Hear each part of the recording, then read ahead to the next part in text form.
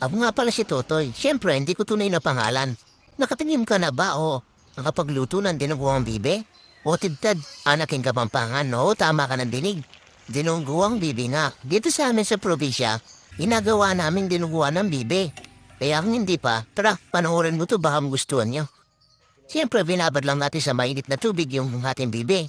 At habang pinapalis ko yung balayibo sa aking kapatid ay nagdayat na ako ng bawang at sibuyas at luya dito para mabilisan yung gawa. Tagamit tayo ng luya sa aring dinuguan para mawala yung lansa. Tatabtaran lang natin ito ng pinong-pino tulad ng bawang at sibuyas.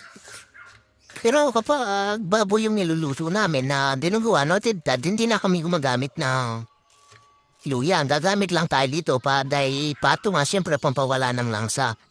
Dahil nga may mga balayibo ang maliliit, sinunog ko muna ito sa kalan o ating burner. Siyempre, pagkatapos ay higigisa na natin to. Inuna ko lang yung luya, tapos bawang at sibuyas. At tulad lang ng mga normal na pagluluto. Tapos, hinugasan ko na yung ating karne. Ilalagay na natin at siyempre, gigisa natin para mawala yung langsa.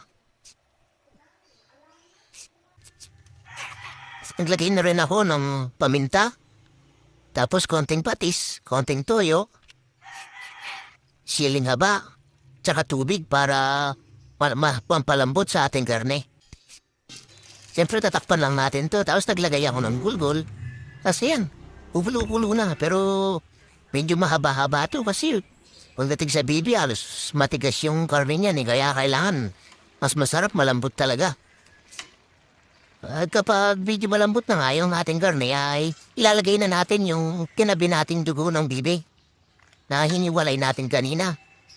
Yan, siyempre halu-haluin lang natin tapos tatakpan para maluto yung dugo.